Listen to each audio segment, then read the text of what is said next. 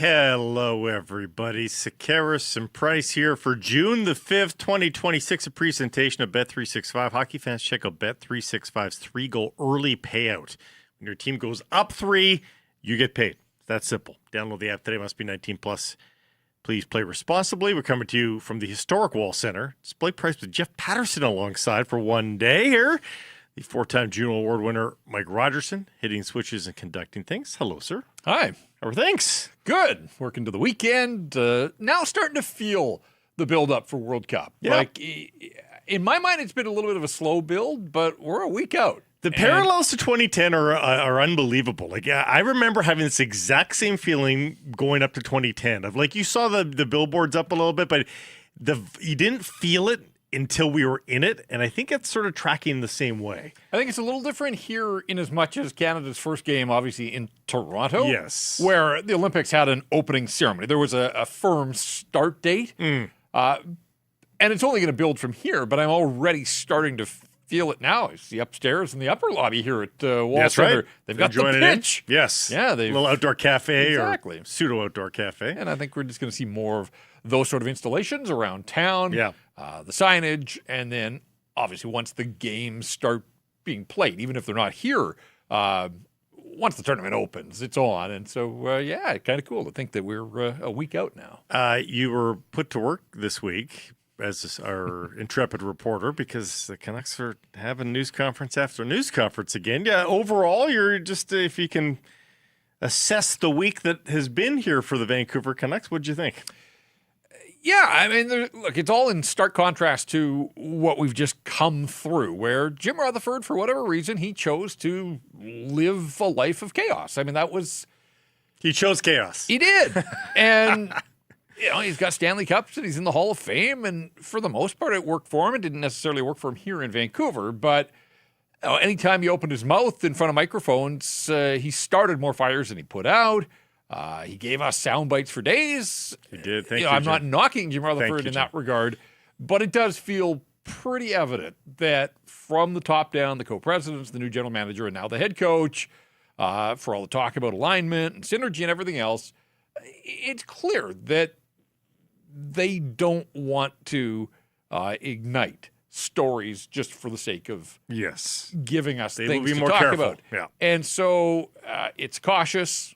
I think now we fully understand, everybody gets it, that they are in a rebuild and that they're going to play the long game here. At least that's what they're saying. Now, everything that is said, it's early June. This is the easy part. Let's see what this team looks like as it goes through the summer months, because they can't run back the same roster that they just had. I mean, that's not going to happen. It can't happen. Nobody's got the appetite for that, so there has to be some moves made beyond the draft. How active are they going to be on the trade front and free agency? All those questions.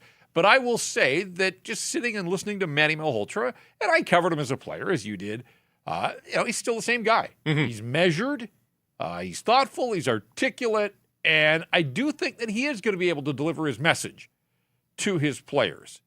And he seems focused on the things that he can control. There's going to be a lot of nights where they're the second best team on the ice. That's out of his control right now. Yeah. But in terms of the incremental gains and the work habits and the approach and all of those things that are under his umbrella as a head coach and try to put a stamp on this team, like I do believe that he's going to be able to do a lot of those things. So what does that mean? Manny alone, is that a 5-point bump for the Vancouver Canucks next season? Is it 10 points, 20?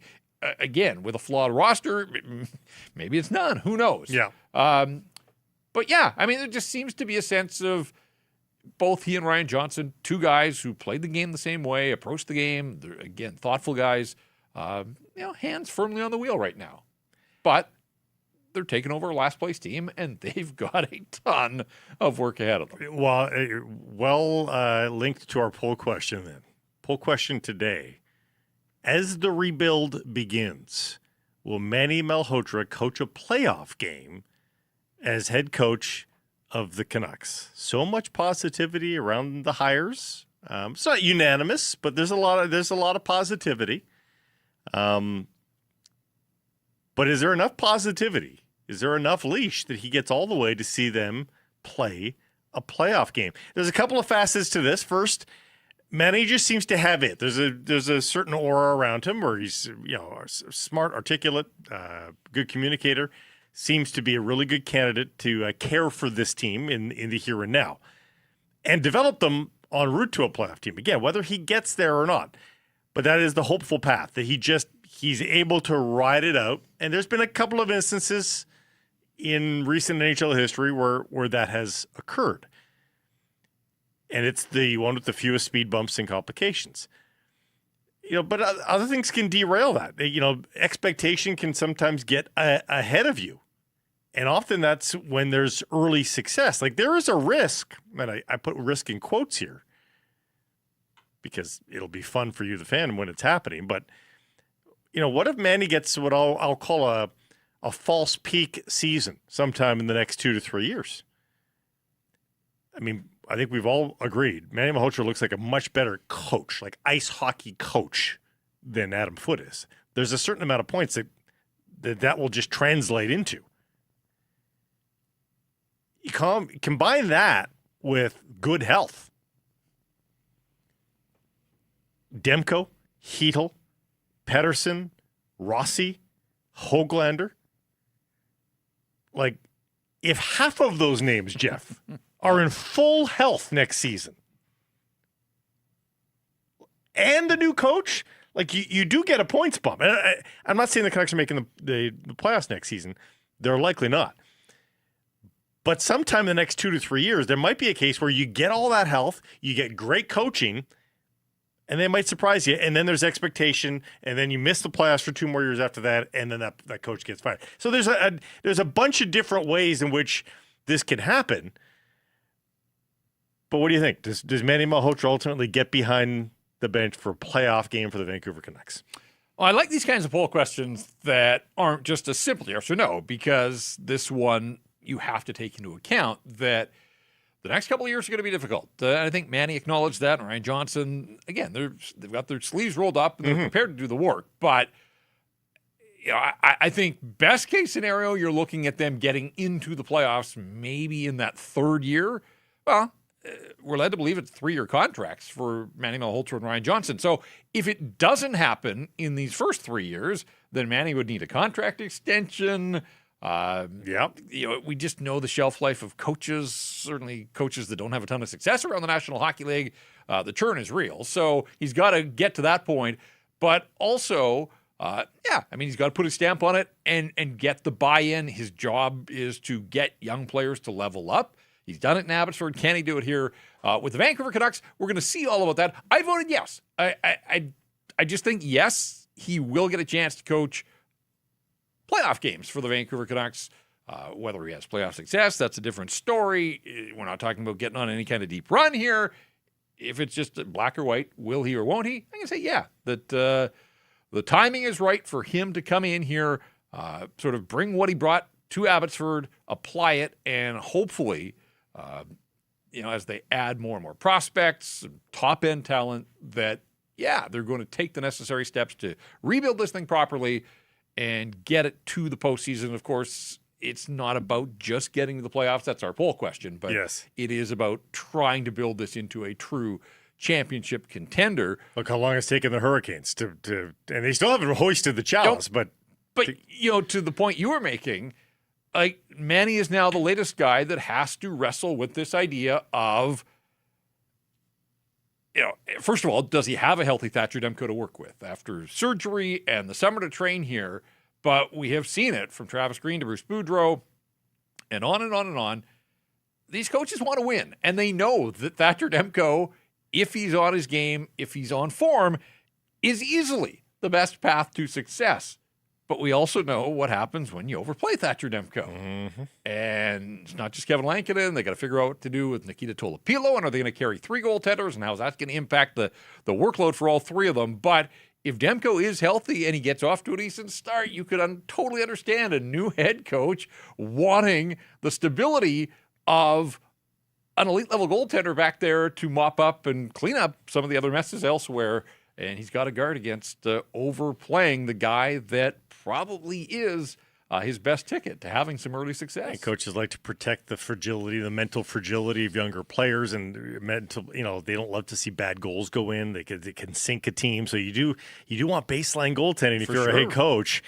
And he's wise to it. He spoke on this a little bit yesterday. He knows that there have been teams like Montreal that have been quick to do it. He knows there's teams like San Jose who have taken a long time to get back to respectability, and it sounds like he's ready to lose some games.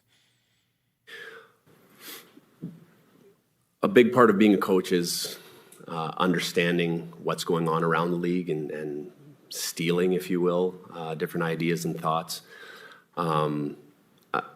When you look at different teams and how they've gone through it, number one, there's an understanding that there's going to be some tough times. And when you acknowledge that, it makes things easier to go through it. Not to say that we are going to be accepting of those tough times.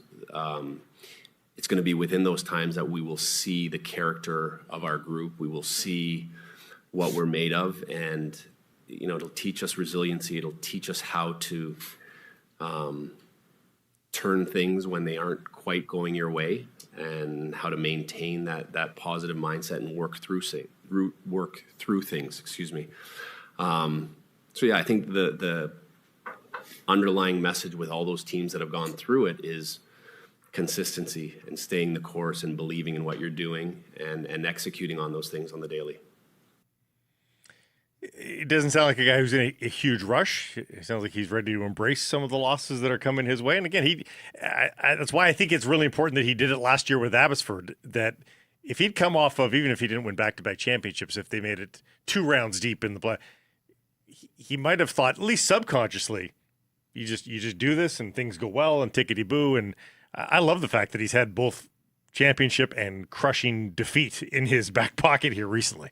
Yeah, look, if he had been hired coming off the championship in Abbotsford, it would have all seemed very natural. Hey, you promote the guy that just got his hands on the title. It didn't go that way for him. And so I'm sure there was some personal disappointment, but he went back. And one of the things Ryan Johnson talked about, really appreciating about Manny Malhotra, was that while the team around him wasn't very good here this past season out in Abbotsford for a variety of reasons, mostly that whatever talent they had was in the National Hockey League, but they had a bunch of injuries themselves to deal with.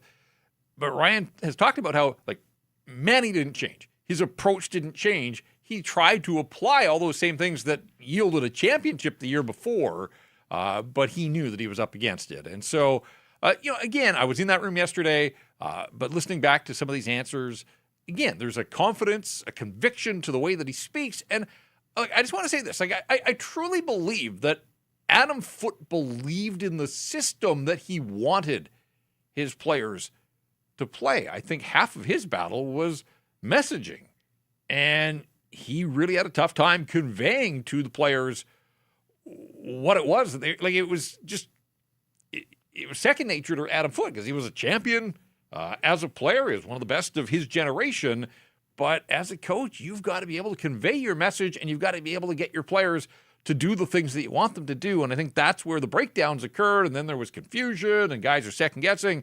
Manny's made it abundantly clear. He talked about, the language and how, language in hockey is pretty much universal, but he's going to make it absolutely certain to every guy what he means when he uses various terms and what's expected of them. And so I do think on the messaging front, already it feels like the Canucks are off to a better start than they were at this time a year ago.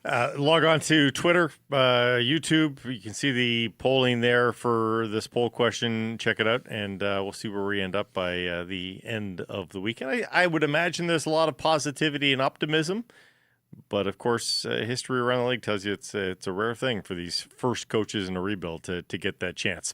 But we do have a top story as the Canucks continue to make news. Top story brought to you by Yellow Dog Brewing, Yellow Dog Spirits, Neighborhood Brewing, and Foolish Wine. The front office continues to take shape. But is this the missing AGM? It doesn't sound like it. Puckpedia on it first that the Canucks had made a hire. Dollywall adding later that it was a director title, something related to hockey development. But Darren Herniston is the man. He's a player agent. Archie Baines is one of his clients. Not a super well-known agent, not a super agent. He's a younger guy, just 39. Not an extensive clientele list. Half a dozen or so. But at 39, I think that bodes well. Probably a newer age view of things. I mean, we don't know. It's some blind faith here. But I do like the fact that it's from a different angle. Yeah, and he's based in Kamloops, which would tell me that he has been around the junior game then and probably trying to wrangle clients for, it used to be Wasserman, then they called it the team. I mean, This is one of the formidable agencies in hockey. Mm-hmm. So, he was a little lower down in the pecking order, but working with some of the big names. Probably learned some things, yeah. Judd Moldaver, Kurt Overhart was brought into that fold as well. As you said, 39. Fascinating background. This is the thing that I don't know if we'll ever get a chance to talk to him in the position that he's going to have. I don't know if it's going to be public facing. But he was a goaltender and played at lower levels like the Kootenay International Junior League. And then he got a couple of games in the BC Hockey League. Then he tried the pro game. It didn't go very far. But he ended up playing a couple of seasons at Thompson Rivers University in Kamloops as a forward. It must be a hell of an athlete. Yeah, I don't know. I mean, give you a different perspective, I suppose, on the game. Whatever the case, I would assume based in Kamloops, Ryan Johnson must have some sort of relationship with him here, dealing with them. And fairly close proximity in the province, so it may be a good time before the draft too for him to add his 2 cents. He may have already tried to become an advisor for some of these guys out west. Who knows? He's probably seen some Keaton Verhoff from last year, Carls, the Rucks, who are all out west. And I think too with a lot of these agents, when we talk about player development, like it's not just money. Like these guys are trying to set their clients up with summer training and nutrition and fitness programs. To be good pros. Exactly. And so I think that's why you have seen agents make the transition pretty seamlessly. Emily Castengate was an agent before she jumped into the front office. She's handling contracts for the Canucks. It does sound like this is more of a player development role. So whether it's here in Vancouver, whether it's in Abbotsford, sort of a combo of both, we'll see. But it sounds like Darren Hermiston has that skill set that he should be able to transition pretty seamlessly, I would think, into a role with the Vancouver Canucks. As I said, the other thing of note, he's not a former Vancouver Canuck, and that's probably a good thing. You need a variety of different backgrounds, I think, to make this work, and different voices. And Ryan Johnson himself wasn't ready to say it's necessarily an advantage having all these ex-players in charge anyhow. To be honest, I don't. In the fact that I've always said in any role that I've had or encouraging other people that have played the game, walking into the other side of the game, is that as soon as you talk about, well, when I did this and when I did this, the wall goes up. They don't want to hear that. I think it gives us a sense of relatability and understanding. But I know between Daniel and Henrik, Manny and myself, I think you could ask any player that we've been around, they've never heard, well, when I did this and I did that. And I think it's also a respectful way of saying, this isn't about me. This is about your journey. I'm using the knowledge that I have as a player to relate to you in a way, and I can use language and I can approach you differently with maybe you understanding that I do have a little experience, but I find as soon as you talk about yourself, you lose today's players. So I think they would hang more of it on how they're treated, the respect they're given, than, oh, these guys played, so I better listen. And So now a little of this, a little of that. I don't think Darren Hermison's going to be saying when I played forward for the Thompson Rivers. No, but when I played goal. Yeah, exactly. I thought that was a fascinating answer, actually. And I think Ryan's probably selling himself a little bit short there, that if you played the game, you played the game. And I think that does get you some cred with today's athlete. Do they want to hear stories about the olden days? Maybe not. But I think all of these guys understand. Like all of today's players will certainly know that Manny Malhotra and Ryan Johnson and Daniel and Henrik played for the Canucks. You can see Daniel and Henrik's numbers in the rafters if you don't know their backstory, but I am assuming that all the players would. But I kind of think on some fronts that the Canucks now have the gamut covered, right? Like you had Daniel and Henrik were high draft picks who developed into star players and have their jerseys hung in the rafters and are in the Hall of Fame. And then you've got guys like Manny was a high draft pick himself and never lived up to the draft, which is a different storyline. But carved out. Yeah, I mean, 991 regular season games with playoffs. He played more than 1,000 games in the National Hockey League, and he was one of those guys that found his niche, and it was faceoffs, and it was the defensive role, and it was freeing up the star players to become the difference makers that they were, and that's why that injury was so significant to the Vancouver Canucks when he got hurt in 2011, because he did so many good things that freed up Ryan Kessler and Daniel and Henrik to go and lead this team offensively. But it kind of is like they've got the combo platter for any of today's players on the roster. The Stars can see themselves in the careers that Daniel and Henrik had, and some of the guys that are grinding. Yeah. They can look at Manny and Ryan Johnson and understand that, maybe they do have some wisdom to impart here, and I probably should listen to what they have to say. And then a certain je ne sais quoi perhaps with Hermiston, so we'll see. Now, there will be a comparison made here, I think, before we leave management. As we know, it's become known the Canucks aren't paying top dollar for management right now. They aren't flush with NHL experience at these positions. Contrast that with the Nashville Predators. Avs GM Chris McFarland hired away by the Preds. He's now president and GM. Now as a VP, he gets Rob Blake as his wingman. Doubt he came cheap. Certainly has experience, as we said, so does McFarland. I mean, the Preds roster is in a different shape. It's in a different condition, if you will, than the Vancouver Canucks roster currently is. But I think we're going to see comparisons made as they both gutted front offices at the same time, and we're going to watch these parallel tracks. Yeah, absolutely. I don't know. I think this is going to be worth watching. The Predators were patient. It sounded like they conducted interviews, but through it all, they had this idea that, what if they threw everything they had at Chris McFarland? And he was willing to accept. He got the promotion. He gets the president's title as well. And then to bring in a guy like Rob Blake, who has run his own program in Los Angeles here, there was some suggestion that he was going to go back to Colorado, but instead he winds up in Nashville. So, for the people that wonder, does experience in these positions matter? I just think it's going to be kind of an interesting study here on parallel tracks to see how aggressive are the Predators. How do they use that front office experience to their benefit? And at the same time, when do we start to see some moves that are going to shape the future of the Vancouver Canucks? The stink on Rob Blake was, I think, mainly the coaching hires and Pierre-Luc Dubois trade. Although, to exonerate him a little bit on Pierre-Luc Dubois, the only bad years of Pierre-Luc Dubois' career have really been those LA years. Yep. So he may have been duped a little bit there. Just for whatever reason, nothing Blake did in LA turned to gold necessarily, but it's hard to really say he did a terrible job there. Yeah. Like they're still hanging around too, right? Like they just didn't bust through. Right. I mean, they've adopted a system that is tough to watch and not a lot of fun. But again, is that coaching or is that them?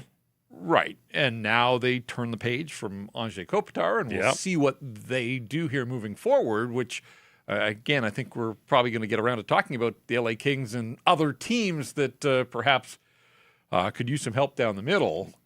And that is coming up. Yes. Name certainly that has flooded the market here in the last 24 hours. Top story brought to you by Yellow Dog Brewing. Yellow Dog Brewing's Play Dead IPA, the 4-pack tall cans on special for the month of June. Look for it on sale at private and government liquor stores. One other bit from yesterday's newser that we wanted to get to was the captaincy. People love the captaincy debates. Canucks don't think it's a debate, though. I don't think, at least that was my interpretation.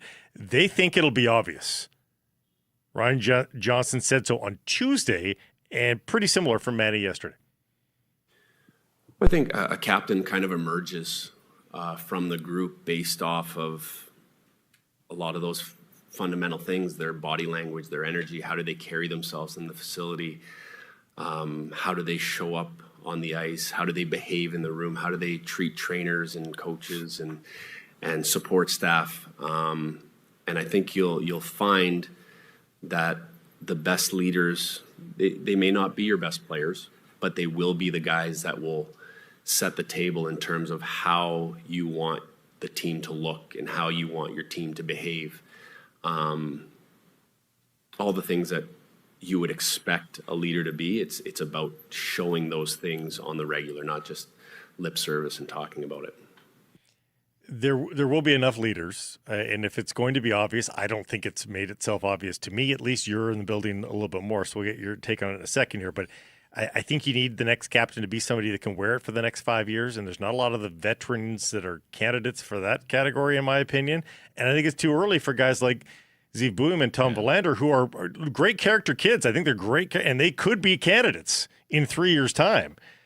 But I just, you tell me, have you seen anybody fit the description that he's talking about here? No, and that was what kind of went through my mind, both when Ryan Johnson talked about it on Tuesday and again Manny yesterday, and this idea that, the captain's just going to emerge. Well, we know the veteran guys that have been around here.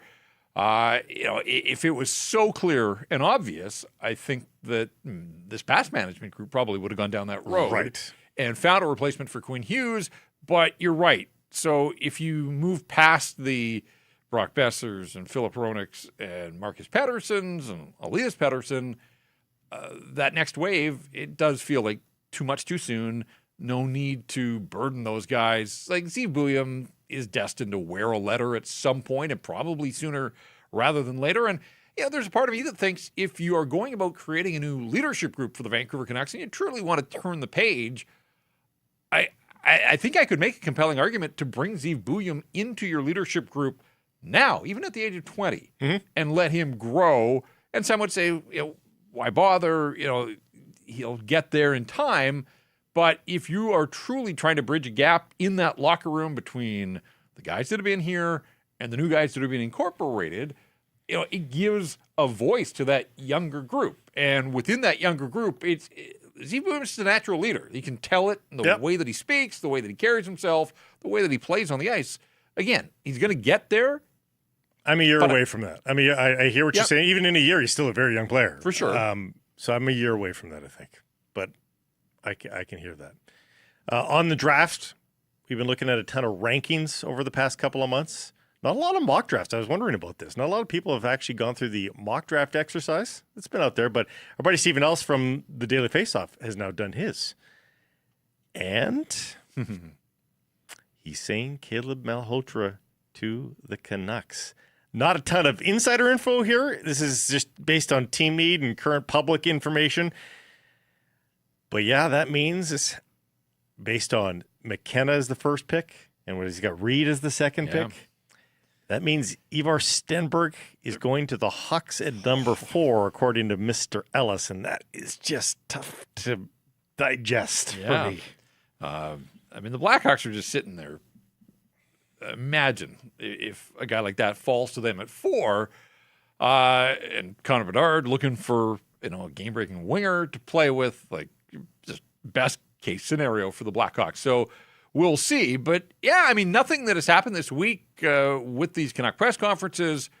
The question has come up, and even Manny yesterday, didn't want to, in his words, get too far down the road in hypotheticals, but certainly didn't shoot down the idea that Caleb could wind up being a Vancouver Canuck 3 weeks from now. So we'll see where it goes. Stephen Ellis has Malhotra at 3, Stenberg at 4, and Carson Carrolls of the Prince George Cougars is going to the Rangers with that 5th overall pick I still find myself, like, we're all so focused on what's going on at the top of the draft. I sometimes have to remind myself that the Canucks do have that second first rounder. Yes. And we'll all be aware of that on draft night, obviously, but just for the object of this exercise. And he did the whole first round. Yeah. And so in this mock draft, he's got the Canucks using the pick that they get from the Minnesota Wild to take Ilya Morozov, a 6'3" center out of the Miami of Ohio program. Not a huge scoring profile, but high hockey IQ. Loves to play away from the puck, and again at 6'3" at this age, and he certainly like the frame that he comes with. I think he was the youngest player in all of NCAA. Right. Yeah. Yep. He's 17. He's not 18 until August 3rd. Still growing. So, we've been using that for Keaton Verhoff as a bit of an off-ramp for Keaton Verhoff's performance, is that he's not turning 18 for another couple of weeks. Morozov's got 2 more months before he's 18, and he still had 20 points this year. Don't hate that. 2 centers in the draft? That would be interesting for the Vancouver Canucks. And just of note, Stephen Ellis has the 2 Vancouver Giants both going in the first round. So he's got Ryan Lynn and Preston Mathis. In fact, Lynn at 15, and he's got Mathis going in the pick before the Canucks get back to the podium with that 24th selection. Gosh, Ryan Lynn everywhere in that draft. People have incidentally, and take it with a grain of salt. I think we know where the Leafs are probably going, but John Chayka of the Leafs said he thinks there's 5 or 6 guys that could go number 1. Like, I think it's Lion season. And I think he's just using a little bit of smokescreen there. But I think there was a point taken, nevertheless, that there are sliver-like margins between a lot of these players. Like I love the fact that we are 3 weeks out, and it is 3 weeks from tonight. The volatility is off the hook, which is great from a media standpoint, fan standpoint. Whatever the Leafs do, the Sharks are intriguing, obviously, because of the options that they've got. With that second overall selection. And look, some years, no doubters. Obviously, we've just come through a Bedard and Celebrini and Matthew Schaefer, and that's great when a guy separates himself and it's a no doubter. But this is also a ton of fun, and I think it's going to be, and it kind of feels like the kind of draft where even once they get going and players are coming off the board, then we're going to start to see trades heat up, and we'll see other player movement. And so, again, nothing gets people talking like trades, whether it's the draft or elsewhere, but it just feels like the ground is fertile to see a lot of trade activity around this year's draft. Now, I'll caution this. We did hear from one source today that they don't expect draft day trades of the picks themselves, of top 10 picks. That one source said they expect it to go according to Hoyle. People walk up, make their picks.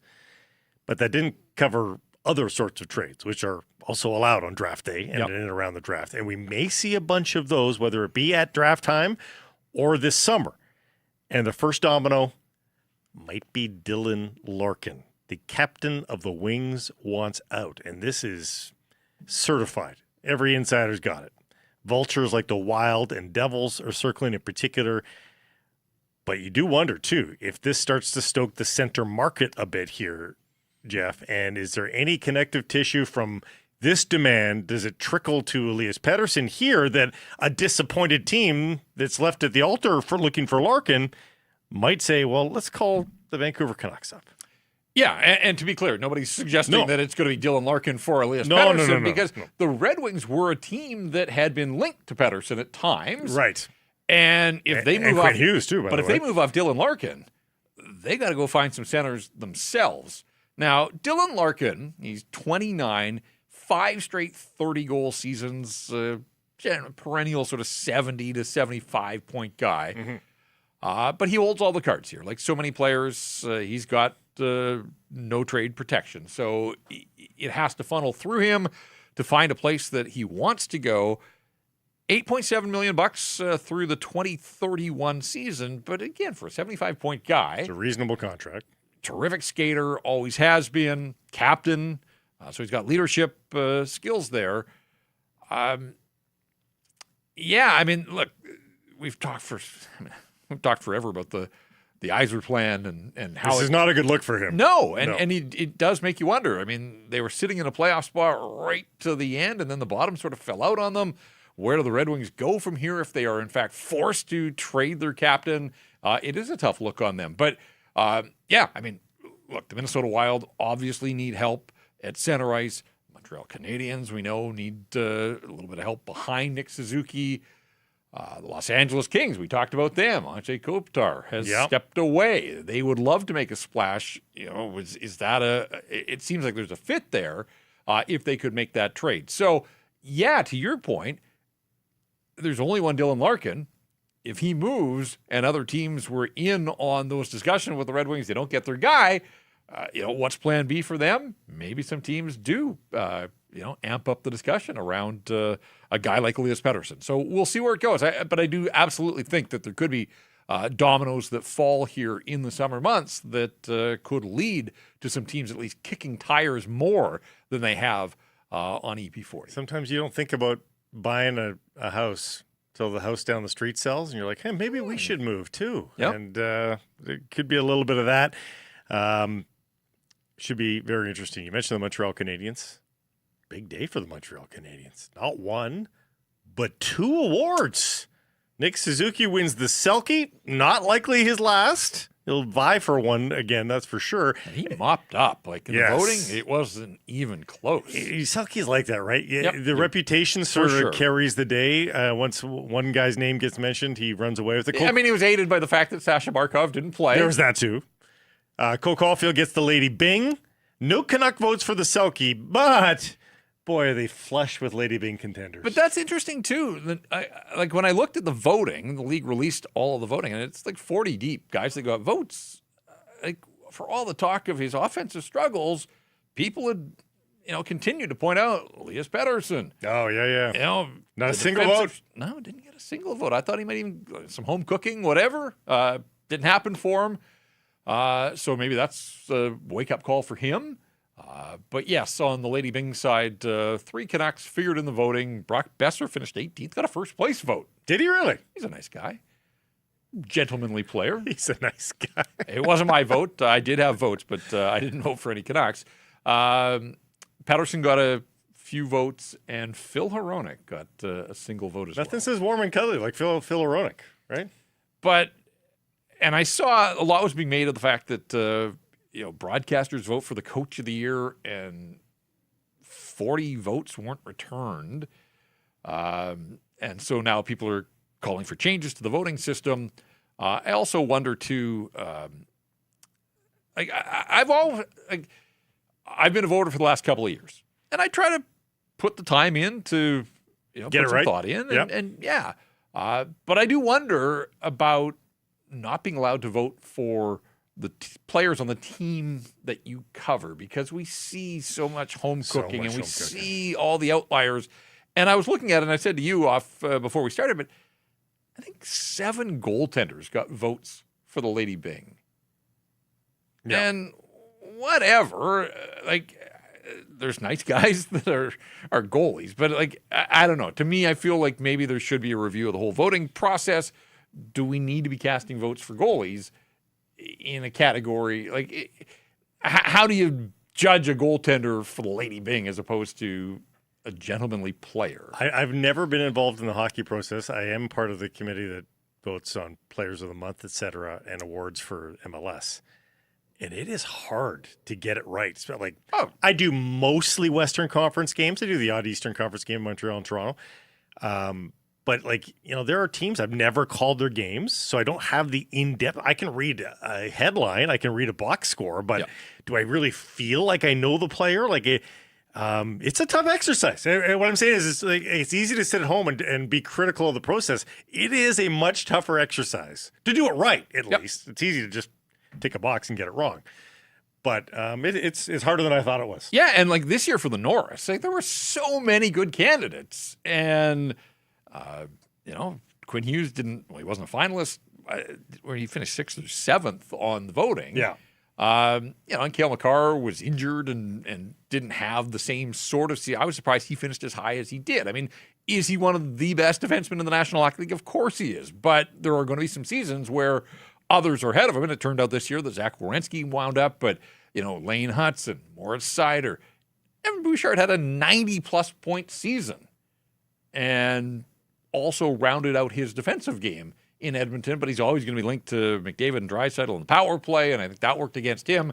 But yeah, it's not easy. But I think we're also in an era where, more information than ever before. Yep. You don't necessarily have to watch every game of a player to be able to look at his underlying profiles and see the areas where he did succeed or maybe he struggled. And that's why it's on the voters to do the homework here. Honestly, Jeff, how did they do it in 1990? Like, how did you do a thorough straight box scores? Box scores. Yeah. Like the odd reporter was traveled everywhere, the odd columnist, high-paid SI columnist, Right. But we're talking those are 5 guys that really went around every market. But you look back now in the history of those awards, and a lot of them are somewhat fraudulent in that it was just reputational. Scuttlebutt from phone calls. The Nation Network, your ultimate playoff headquarters. From expert shows and deep dive articles to live social updates and analytics, fantasy insights, we cover every moment. Whether it's epic goals, big hits, or game-changing plays, we've got you covered. It's one network every moment throughout the playoffs. Tune in, DFO Rundown, The Sheet with Jeff Marek. Check it all out throughout the course of the playoffs. And don't look now, Jeff. We might need to keep watching this Stanley Cup final. Seth Jarvis scores the overtime winner as the Hurricanes storm back. They need overtime to beat VGK. Seth Jarvis, the winner, and his buddies. Do we not have the photo? Why is that tweet not showing the photo here? There it is. We wanted the photo nice and big. It's a lot of denim. The Canadian tuxedos were out for Jarvis, his buddies. He's the guys that have been following him around his first playoff run, the Olympics. Those shirts would all be off, by the way, by the third period and when the rally began for them. It's been a couple of great games, though, both of them with their own personalities here. And with 10 minutes left to go in the third, I think everybody was thinking, okay, I guess VGK is just going to sweep again, and we don't have a series. But everything from that point on changed how we look at this. I mean, I'm relatively enthralled, and I didn't think I would be. Those final 10 minutes and then into overtime, breathtaking, quite frankly. But you're right. At 2-0 Vegas, midway through the third, it looked like it was going to be a kind of sleepy night and that VGK was going to head home with a 2-0 series lead. And I tweeted this out. Like, Seth Jarvis scores the winner. He's the hero. But really, Logan Stankoven with that forecheck on Rasmus Andersson just takes his lunch money and then spins around and scores the goal that it got Carolina on the board. It got the building going again. It gave the Hurricanes some life. Now, they got a lead, and then Vegas tied it up, and so lots happened. The controversial, the goal, the challenge by Torch, all that kind of stuff. But, at the end of this, if Carolina ends up winning the Stanley Cup, that Stankoven shift and goal may just be the shift that turned this thing back in Carolina's favor. What a playoff run for him, and Brett Howden scores the first goal. Brett Howden. More playoff goals. I mean, this is not the first time we've uttered this sentence, but a guy with more playoff goals than regular season goals. I would love to know if it's happened at this big a total, though. Like, often that's a guy that has 8 playoff goals and had 6 in the regular season.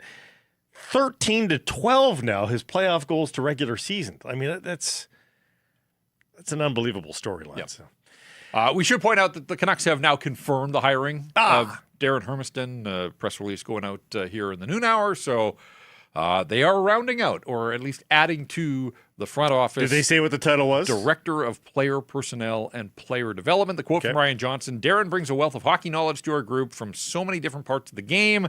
Not only were we impressed by his recruiting skills from being a player agent, but also his ability and understanding of how to develop players who have different skill sets and abilities. He's also been involved in several sports business ventures as well, things that should translate well into his new role with the team. Excited to have Darren join our organization. Okay, there you have it. The front office getting a little bit busier. A lot of bankers' boxes full of family photos being carted into Rogers Arena these days. Time for our show menu for today, brought to you by Greta. A great spot to watch the big game, whatever that big game, whatever the sport is. Wink, wink, nudge, nudge of the next few weeks. Greta's walking distance to the Stadium District. Stop by before or after. Did you know it's an even better spot for your favorite upcoming party or event? You need a team building or social event? You go to Greta. Great street food, the arcades, super fun, lots of options. 50 West Cordova, gretabar.com. Let the games begin. The one and only Jeff Marek joins us next. He's on the ground in Buffalo at the draft combine. We'll tap his brain for the latest on the kids and the whining and dining and the differing evaluations based on leagues, the silliness of these interviews in years gone by, and his prediction on the tenure of Manny Malhotra behind the Canucks bench. Then it's the Daily Hive's Rob Williams, back after a full week of these press conferences as well. We'll get his thoughts on what he's heard throughout the captaincy issue, trading Elias Pettersson, trying to rehab him. Plus, also, he is now Rob the Soccer Guy officially. We'll talk to him about the countdown to action here at BC Place with the World Cup. And we'll finish up with the latest on the World Cup. The Canadian men up against Ireland today. The MLS commissioner is on hand for that. He'll be watching, and he updated everybody on the Whitecaps situation yesterday. We'll get your take on that. The Jays won. Amazing. But it took a Vancouver Canadian to make it happen. And the Seas watch another player get promoted as well. Lots of Seas news. Time for our Bet365 best bets of the day. You are the guest. I'll let you go first. All right. Early season CFL seems like a bit of a crapshoot when it comes to betting lines. NFL too. NFL. Yeah, fair enough. Yeah. Edmonton at Ottawa on Saturday. These are the two longest shots for winning the Grey Cup this season. So the odds makers are making the Red Blacks the favorite. It's a 2.5-point spread. They're at home. But I'm going to take the Elks out on the road on the money line. You can get them at plus 125. I'll go NBA, and I've actually read something since I decided this was going to be my best bet. I actually saw somebody else writing about this, of whether or not the Knicks are just too cagey, and if it's just their time. Spurs have had an amazing run, but of course led by a kid in Wembanyama, a relative kid. Can they do this? New York seemed pretty savvy and withstood the jabs of the Spurs late in game number 1. I'm going New York again. Straight up money line. Plus 190. As for the hockey fans, if you're tired of waiting for the end of the game to get paid, ready to move on to the next puck drop? That's what Bet365, official partner of the NHL, has 3-goal early payout. If the team you're riding goes up 3 goals at any point in the game, they'll pay your bet out early.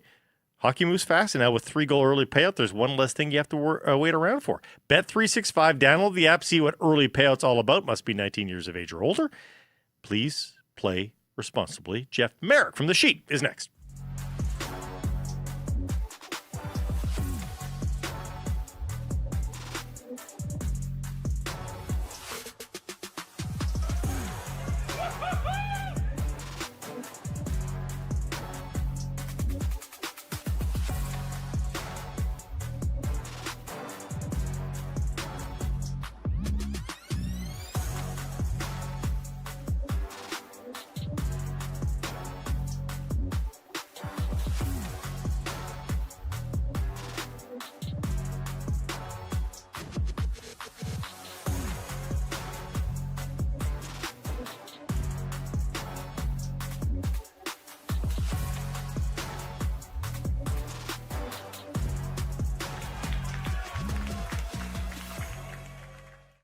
Harrison Price featuring Jeff Pettersson, and now featuring Jeff Marek as we come to you from the historic Wall Center. Jeff, on a Friday, as per usual, albeit, where the heck are you? Did you be catching the drive-through or Buffalo? Yeah, just loading up, just getting caffeinated. No, I'm in Buffalo for the combine for the very been nice. Here been here since Tuesday. It's rumours central is what it is. You've been saying there's a lot of chatty Cathys there. Would you say is it more chatty than the day before the draft on the ground? You know, like that. I mean, today's day and age, there's no real draft anymore. But back in the old days when we had a draft on the floor, the day before is this more chatty than that? Do you think? Well, it's about the same. It sort of has, and it all fits the same pattern and hits the same notes, which is the one consistency. And you guys have been consistent on this show about it too. This is the one time of the year where you have to assume that everybody's lying. Like, this is the time of year where everybody, there's what was it Lionel Hutz said? There's the truth and the truth. And this is now when everyone's telling the truth, which is, Carney for lies. There's a lot of like sleight of hand, misdeception, look over here, pull a dove out of my sleeve. This is when you see the real magicians of the industry get to work. Do you think the kids know this? Over there. Do you think the kids know this? Do you think they? Yeah, they do. Yes, I do. They've because they're all represented by the people that do it. Like, this is everybody. This is everybody. So I think what agents do is like, look, take everything you hear with a grain of salt. Don't put too much into it. Consult with us. We'll keep you in the loop on everything. But this is it's an interesting time. Like, I think like the teams themselves want to create as much confusion as possible. So I don't really necessarily think I kind of misspoke a little bit on the agents. I don't think it's the agents so much as it is the teams, that they don't want anybody to get a read on what they want or what they're trying to do. So I think it's more team side. But like, I've always loved the question whenever there's a new general manager hired at the press conference, would you lie to protect your team? And the honest answer is yes. Yeah, of course. And all of them would. And I think this is one of those times of the year where managers do a really good job of making stirring up a lot of dust. How about that? Stirring up a lot of dust. Ryan Johnson was here in town yesterday for the Manny introduction. I asked him afterwards if he was going back to Buffalo. He said no. Canucks are still represented there. I don't think people have to worry. But, of course, it was a huge story last year when the Canucks didn't have upper management on the ground in Buffalo. So have we done an attendance? Have we taken a roll call? Is every team represented? Or I don't know that Montreal did. I don't know that Kent was here or Gorton. I don't know that Montreal, and they might be here today. I don't know, but I don't recall seeing Montreal anywhere. So that might be, at least for me, the one of the only ones that I didn't see. I'm not sure that Montreal has any representatives here. But they're pretty flush. They might be they'll have representatives. Just I'm not seeing Kent Hughes. They might be looking for older, juicier meat too in this offseason rather than worrying about their draft picks. So well, maybe that's it's part funny too, because we're saying the same thing about the Vancouver Canucks last year, right? At this time, Jim and Patrick were out looking for a practice facility, and who cares about the first round draft pick? We're going to put that to market. We're going to try to get some players in here. So there may be some truth to that for sure. When Blake asked you about, like, has this become sort of like the draft? The combine has grown through the years. I think the level of importance, I think teams understand 3 weeks ahead of the draft, there is this opportunity for face-to-face meetings, not just players and agents, but other general managers. Does the team contingent on the ground in Buffalo vary in terms of the size? Like, do some teams bring in a dozen people where others only have 4 or 5? Some do. It's a great question. Yeah, some do. It all depends on the team. And a lot of it is to interview the kids, not just necessarily to watch them, do chin ups to failure or, VO2 max or force plate or whatever they're going to go through here in the upcoming days. But it does very much vary per team. I'll tell you what, I always kind of found it, and it's funny, a couple of agents mentioned this to me specifically last year, that things are kind of backwards, at least for the high-end kids. Because the combine itself, like, these kids are going to be put through it on Saturday morning. Meanwhile, a lot of these high-end kids are getting dined all week long. So every day it's like steak, smothered with pork chops, smothered with pat. And it's like all week long they're getting these incredible meals. And then it's like, okay, put on the dry fits, boys, and let's get to work. It's like, a great point. You should do it the other way. You should do all the workout stuff early, and then go and do all your meals after. These poor kids are put on 5-10 pounds or whatever it is, and then are expected to perform on the weekend. It's backwards a little bit that way. I think, didn't we hear the Canucks took out McKenna on Monday night or something like that? So you got to get that's when you have your steak. By Wednesday night, it's chicken and salad, I think, at best, right? So you got to start leaning out. Yeah, you got to start leaning out for Saturday. That's a good point. Okay, so I feel like you got your finger on the pulse of the dinner circuit here. Remind us who's dating whom. Who's dating whom? And ultimately, what's said? Gavin McKenna and the Vancouver Canucks are both smart enough to know what's what. Yet they still go through the exercise. And there's other examples of that. But so when it's so remote, I think Jeff was here. He read somewhere that one kid had gone through 29 interviews. What's the point? What do you think they're doing? Well, that's time. Time is money. Great, 100% great question. I think a lot of this is, and we see this during general manager searches too. I think a lot of it is fact finding. And I think a lot of it is fact finding, asking players about other players. Hey, you played against this guy. What's he like? Hey, you know this guy off the ice. What's he like? So I don't necessarily just think that this is about, are you interested in this player? I think this is a time of year where every team gathers as much information about not just the players they're talking to, but everybody.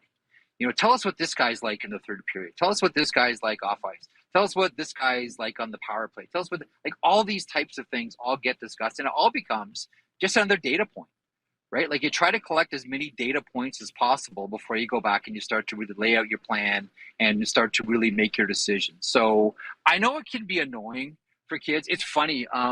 Brian Burke this week on Wednesday when he was on, so we have Brian on every Wednesday, and he was telling a story about Thomas Vanek. And this is so he was interviewing Vanek, and he said Vanek rolled in, he had the sunglasses and the hair back, and he's like, I'm going top 5. Why are you talking to me? Why you're bothering me? And Berkey said he swore at him and said, you should do your homework. I've been known to move up in the draft. Take those sunglasses off, sit up straight. And he said Vanek snapped up to attention when he realized here's a manager that has a history of moving up in the draft. Most specifically with the Vancouver Canucks to get the Sedins. You better do your homework, kid. So I think a lot of it too is just in case. You never want to be caught not ready for any kind of situation. So listen, I don't think that Vancouver is going to get the kid from Whitehorse.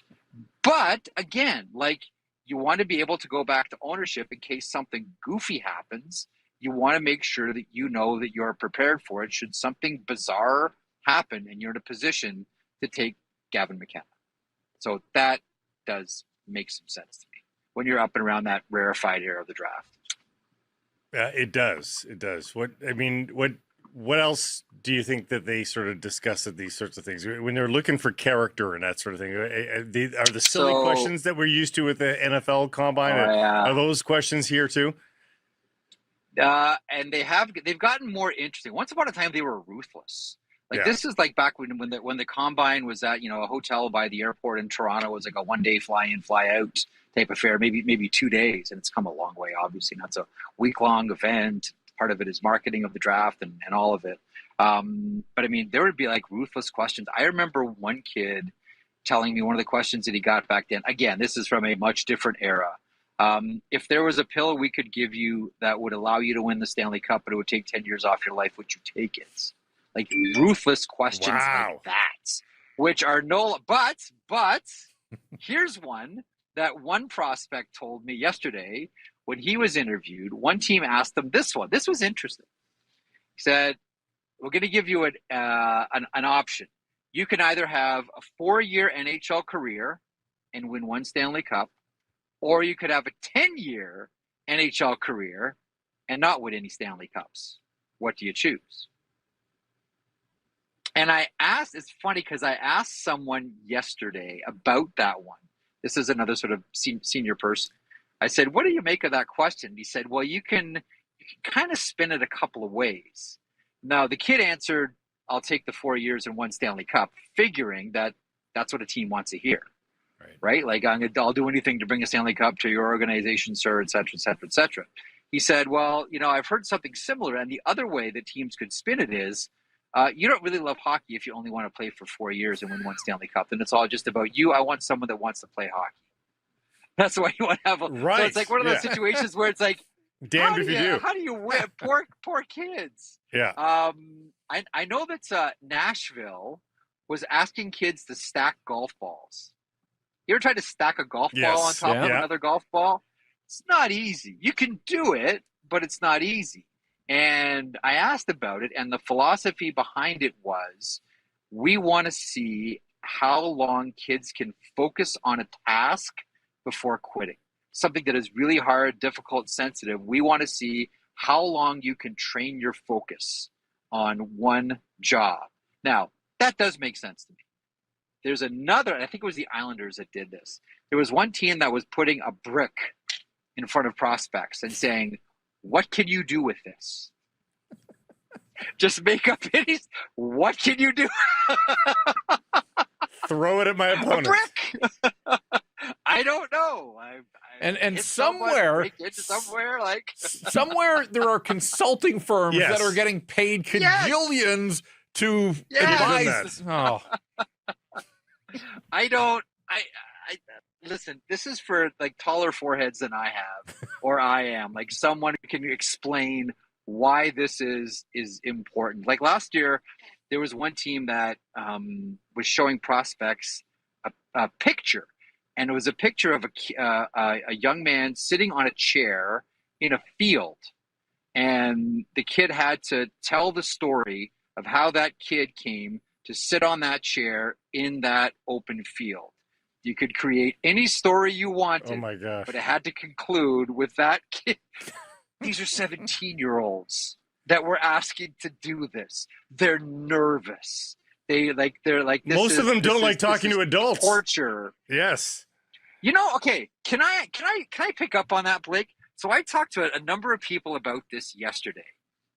I'm glad you brought that up because generally, yes. And when I'm sure the three of us were 17 years old, we would have just been sweating, buckets in a meeting. But I'll tell you, team after team, and I remember I made sure deliberately to talk about this with various members of amateur scouting departments and general managers yesterday. Kids now are way more comfortable than they ever have been before. Yeah. Comfortable to, and I have a theory on this. So let me know what you think about this one. I think that because kids now live their lives publicly, where there's no expectation of secrecy, everything is out there, everything's on social media. When we all grew up, the greatest fear was being watched, and now the greatest fear is not being watched for kids growing up now. They are more comfortable than ever in social settings, whether it's with peers or whether it's with adults. They are much more comfortable at communication because they carry a communication tool in their pocket every single day. Well, I think the theory was for a long time that, they were okay with putting themselves on camera, but not in person, that those were two different splits of a teenage or a young adult's brain, that they were different people in person than they were on camera, but maybe it's starting to melt away a little bit and become one thing. I don't know. They also more on the draft?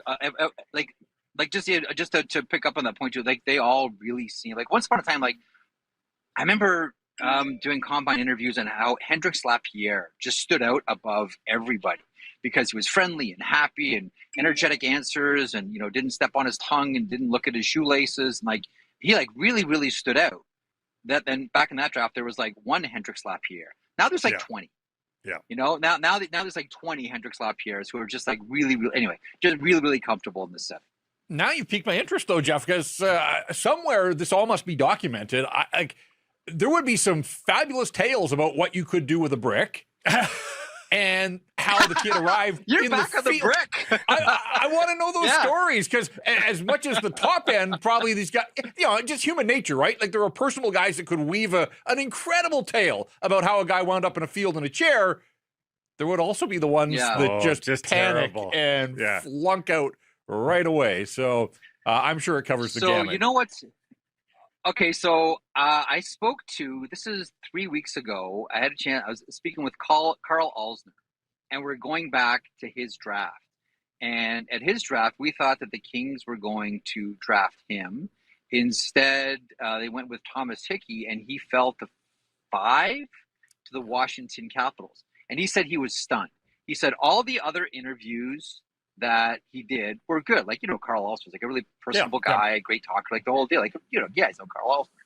And he said, Washington, the interview, I blew it. I totally blew it. He said, someone at the Capitol said, tell us a joke. And he said he only knew one joke and it was really off color. Yeah. and he panicked, and he said it anyway, and it was like silence in the room, and he walked out going like, I'm pretty sure Washington's not going to draft me now. But they did. But they did. I wonder if But on the stage Jeff, they you're said right. it. Like, It wasn't because of the joke. It wasn't because of the joke, yeah. But Jeff, you're right. Like somewhere this is all documented, and there are some marvelous responses. And I think all these teams. Oh, we keep hearing so much about like doing what's good of the game, do what's good for the game, to get some of the better responses out there. Whether you want to attach them to players or not, but I really want to know, like, what are the kids saying about the brick? What are they saying about like who went into that Washington Capitals room so many years ago and actually told a good joke that people I can't imagine. That's the way I can't imagine being a 17-year-old with a group of adults saying, tell me a joke. No. You want to talk about like psychological pressure? Make me laugh, 17-year-old hockey player. Yeah, he said he thought he blew it, but it turns out they ended up drafting him after all. Maybe it turned out to be a good joke. I think we've probably tapped you for this before, but let's nail it down a little bit more here because I think it's coming into play as the rubber's meeting the road ahead of the draft. The inequality of the CHL and NCAA hockey and SHL hockey, for that matter, in the case of a Stenberg. How much is that now just an unfolding thing? It's always been uneven, but now we know these changes are becoming way bigger. How much more difficult is Caleb Malhotra's second half to differentiate from, a Gavin McKenna season or Carson Carl's season in the WHL, which is deemed to be pretty weak now, versus what Keaton Verhoff did? It feels like apples and eggs a little bit. How do you think NHL teams are doing with it? I'm glad you brought that up. You and Maddie had a good conversation about this on the Wednesday pod, which I really enjoyed. And I love how every day you have a new favorite. By the way, Blake, I'm really enjoying following you through the draft. It doesn't give me a lot of credibility, Jeff. Jeff. It's got to be this guy. It's got to be that guy. No, but I like it. I enjoy it because it underscores that this is kind of a jump ball draft, and everyone's going to have a completely different list. Like legitimately, I think like you're reflecting what's out there. So the way I look at it is this, and I know that it would have been easier for someone like Keaton Verhoff to stay in Victoria and play and dominate. And it would have been easier for Gavin McKenna to stay at Medicine Hat and maybe rewrite the Western Hockey League record book. They took different and more challenging routes where a lot of their flaws were exposed. The one thing I always remind myself of, especially when I come here to the combine, is, first of all, these scouts don't just look at one season slice. They look at a whole body of work and they look at development, and what their main job is to do as well, and this is in concert with development staff, is not so much what's this guy going to be, what is this guy like right now, but what is he going to be like? What does he project as? What is his ceiling? Is there anything we can glean from his track record and his history that lets us believe that he's going to be more than he presents right now? Like I'll tell you, I had a really nice conversation yesterday with Ross Mahoney. So Ross Mahoney has run 29 drafts. Like he was, he's been with the Washington Capitals forever. And we had a really good conversation about Alexi Protas. And the way I framed it was, I remember watching Tyler Myers in his draft year playing Kelowna. And there were some games where I would watch and Tyler Myers looked like, this guy's got to go top 3. This kid is incredible. And look at the size and look how he plays and holy smokes. And then I would watch him a month and a half, 2 months later, and like he's just gangly and Bambi, and what's he doing? And did Tyler Myers forget how to play? And what's in the water bottles? Like what's going on with Tyler Myers? And then I remember talking to someone in Kelowna, it's like, oh yeah, he's going through like a horrible and really difficult growth spurt. And his body is like having to learn how to play the game. We tend to forget this about 17. They're still growing, right? Like they're still growing here. And Mahoney mentioned that's why it was so difficult to evaluate, and probably why someone like Alexi Protas fell to the third round. But really, you look at that player and you say to yourself, like, that's first round value. But because he still hadn't grown and he hadn't stopped growing, it was really hard to evaluate that player. So part of the trick here is you project out what's this player going to be like at 23, and have they stopped growing? Like, and get all like Aristotelian on here, but like Aristotle would always talk about things in two states, potentiality and actuality. Those are the two states that we all exist in.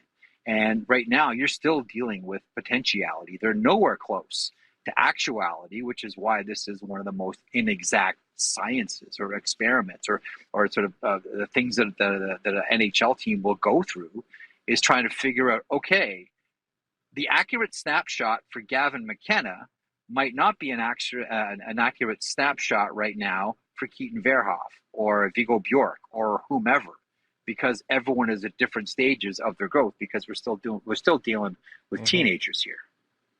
Thought that was an interesting point. I had a really hard time with Protas, and that's probably why he fell. Same as Tyler Myers. Hey Jeff, any sign of I don't know Steve if that gives you a good answer. Yeah, no. I don't know if that gives you a good. I don't know if that gives you a good answer. It's all potentiality. Put it this way. But I will say this: like around draft ages, NCAA hockey has never been stronger. Right? It really hasn't, and it's really impressive watching kids play in the SEL right now, and more are able to do it. Like the rest of the hockey world is very much catching up and has caught up to the CHL, which still, as we all know, puts the most players in the NHL. Sorry, Jeff, go ahead. No, any sign of Steve Yzerman? Any sign of him? And when a Dylan Larkin bomb drops like that, when the hockey world is centralized, what was the ripple effect there in Buffalo? It's all everybody talked about yesterday afternoon. You know, like the lounge here is, it's the barbershop, and it's everyone's sitting in their chairs and talking, right? This is the barbershop, and it was all everybody talked about, and everyone's got their fantasy trades and who would be interested and how narrow is the field considering the trade protection that Dylan Larkin has, and how did it come to this right now? Like this is, you know, how much of a mismanagement of a player is this, and how much of an indictment is this on Steve Yzerman that it got to the point right now where there's information that gets out about him requesting a trade. This is, I think, guys, this is why we kind of looked at this offseason and said the free agent pool's not there. If you want to improve your team, it's going to have to be with trades. I think we're probably going to get more situations like this. And I think we're going to get, like last year we thought it was going to be the summer of trades. This year, very much shaping up to be the summer of trades. And we're starting it off with an absolute banger here. You know, one person I talked to wondered if it's going to be, you know, really narrow, like it's going to be the usual Vegas, Florida, Tampa.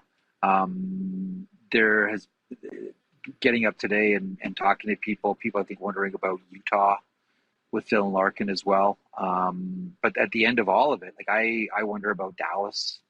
They need another center and they need more speed. They got really, really slow when Rupe Hintz was out of the lineup. That one does seem to be a fit, and no tax state, et cetera, et cetera, et cetera. To me, the story here is, how did it get this bad? How did it get this bad with your captain that now you're backed into a corner and you probably, against all of your wishes, have to make a trade here? But long-winded answer, Jeff. But yeah, this dominated the conversation yesterday. It's safe to say. Absolutely. Well, you know, if you had more time, Blake and I'd be happy to entertain you on how it got that bad with your captain. I think, how does it get so toxic with one's captain? However, well, I mean, I don't know if anyone in Vancouver would have any idea how to talk about that one. But no. Arthur Staples had some connective tissue between Barzal and Larkin, but also said that Barzal would rather go to the Kraken or Canucks. I'm not disputing anything that Arthur is reporting or speculating on. I just haven't heard anything other than Matt Barzal wants to stay with the Islanders. Yeah, and honestly, what like. He put Vancouver. But in you there, know what? I mean, why? The Vancouver thing. I mean, I remember the Vancouver thing goes back to the Montreal draft. There was all kinds of rumors about that ended up getting tamped down. Seattle is interesting, though. Seattle needs to, as one person told me recently, like they need to stop just trying to hit singles. Yeah. Right? Like, I don't know that we've seen a team in the NHL that's just quite content, whether it's at the expansion draft or through trades or through the regular draft, just content just to hit singles. And what that's done with Seattle is it's put everybody one level higher than they should be. I think a couple of things have happened with Seattle. I think one, for a long time there, it seemed like it was a team that had too many people making decisions. And that's what you get when too many people make decisions. And two, it's been a very, very safe organization. Just get on base, just hit a single, and they got to stop just trying to hit singles. And it's time for the Feds. So I think, and I do think that Botterill is well aware of that, and I do think that would be one of the teams to watch this summer. Listen, they already went for Panarin, right? They already took a swing at Artemi Panarin, so I don't think that appetite for big swings has left because they lost out on Artemi Panarin. I still see Seattle trying to do big things, and they've got a lot of young players, So see where that goes. Did you enjoy that game last night? I've enjoyed both games. Both games have been bangers. Like, this has been a really, really good series. For those that don't we were think about that 10 minutes an away from a exciting team to terrible watch. series. We were 10 minutes away from a terrible series, but the end of last night saved it. But it absolutely saved it. Like, that was the end of the symphony. That was great. You know, there's like beautiful, lovely melodies all the way through, and then here come the timpanis and cymbals. Like, that was fantastic. By the end of that game, like, holy smokes, it was like an emotional. It's like here comes another pretentious example. Like, it's at the end of King Lear, where you're just like drained and exhausted. You're like, oh my God, I just felt like I ran a marathon. Like, that was what that was like. That was a beautiful end to a hockey game.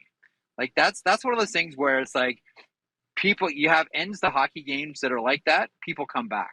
People will be very kind to the first two periods if they get a great third period. I've always maintained this. You know, Gord Stellick would always say, if you're going to suck on the road. And I've always said, at home, just make sure that you have a good third period. If you have a good third period, people will forgive a bad first two, and they'll come back because that's all they're going to remember. I always have a good third period. And then wanted to talk about Manny for a quick second. He spoke yesterday. Sure. Anything stick out to you for Manny? I think that this is going to be like, it's funny because the general rule of thumb has always been the coach that starts the rebuild doesn't finish the rebuild. I don't get that with Manny at all. Like it seems like Manny has like a very thorough and specific process for every player that he works with and the team as a whole. And again, we can point at a lot of coaches, you know, Jeff Blashill with Detroit, take your pick. Coaches that start rebuilds don't end it. I don't, and just hearing him speak to it reinforces it. I don't get that sense from Manny Malhotra that this is a guy that has a plan for the long term for the Vancouver Canucks. It's not going to be one of those like, okay, Manny, you've taken us as far as you can, and now here comes the real coach that's going to put the finishing touches on this one. Not like Anaheim with Joe Quenneville comes in at the end. I don't get that sense from Manny Malhotra at all. It's a good show. I have a very similar feeling. Okay, so Manny Malhotra, 7th pick overall in the 1998 draft. She's your Easter egg for today. Okay. He ends up being one of only 6 players played more games in that first round than Manny Malhotra ended up doing. He had 991 games, but he actually played more games than 3 of the draft picks above him. Can you come up with any of those names? Geez. So which year was that? 1998, he's 7th. Can you come up with any guys that he... Which one was that one? Which one was that? Which one was the 98 draft? Cavalier Legwand at the top. Oh, yeah. Oh, geez. Did he play more than David Legwand? No, he didn't play more than David Legwand. Legwand it's close, but no. All time. Yeah. Oh, geez. There's a Canucks draft pick in there. Who do they... There's a Canucks draft pick in there. There's an Anaheim draft pick in there, and there's a Calgary draft pick in there. And you'll kill yourself on the Vancouver and the Calgary one. You'll be like, oh yes, of course. Either give me a hint or give it to me. Vancouver draft pick, tall defenseman out of the Oshawa Generals. Oh my God, I can't believe that I'm blanking on this. Tall Traded to Florida. Oshawa Generals. Maybe more. Jason Garrison. Jason Garrison. No. Traded to Florida. Big, tall, blonde. Brian Allen. Just 721 games for him. And the biggest bust of the top 7, to the Calgary Flames from the London Knights. Rico Fata. Fata. No way. 230 he was games. That classic. He was that classic guy that all the way up, all through minor hockey, was going to be the can't miss kid. Yeah. And we're looking at someone who's not just going to play in the NHL, but is going to be a superstar. Wow, Rico Fata. I got to brush up on my '98 draft. Yeah, apparently. Yeah. Jeff, pleasure as always. Are you going home today, or what's the plan for you? Vitaly Vishnevsky was the other one. Yeah, Vitaly Vishnevsky was the other one. We're not going to leave him dangling, but that was a little tougher. Jeez, Vitaly Vishnevsky, good one. Yeah. No, that's a good one too. Heading home after the show today. Okay. The Sheet. Listen to it on the Nation Network. Jeff Marek, thanks so much. Thanks, boys. Be good. Getting towards the weekend here on Sekeres and Price, featuring Jeff Pettersson, and now bringing in Rob, the hockey guy, Rob Williams from the Daily Hive. He's soon to become Rob, the soccer guy. It's like a snake shedding its skin at the beginning of the season. You're beginning to change over. We'll get to that in just a second. Did you here, just Rob. call him a snake? I did, yes. Naturally, not behaviorally. So he struck me as a very pleasant fella. It's true. It's the best I could come up with. Like a molting mammal? I don't know. The leopard changing his spots. The Canucks continue to make some news here deep into June. There's press conferences galore here this week. An announcement of a possible director of player development here in Dean Hermiston as well. They are the gift that keeps on giving here, this rebuilding team, huh? The vibes are high. I think that... I was thinking about this the other day where, you've got Manny Malhotra gets hired and we get not one, but two pressers out of it, right? We get Ryan Johnson from Buffalo, and then we get both of them, a couple days later. And it's not like a thing that the team's dodging, or it's like no bad news comes out of it. Like, just everything's positive. I thought Manny hit all the right notes, answered everything really confidently. And I think it's been the same from all the guys, right? Like the Sedins, Ryan Johnson, Manny Malhotra, they've all, they haven't said anything to set a 5-alarm blaze. They've answered confidently and concisely and clearly all the questions that have been posed to them. They seem like they have an idea of what they want to do. They're also not painting themselves into a box where they're really nailed down to one thing or the other. And I haven't got the sense that they're really dodging questions either.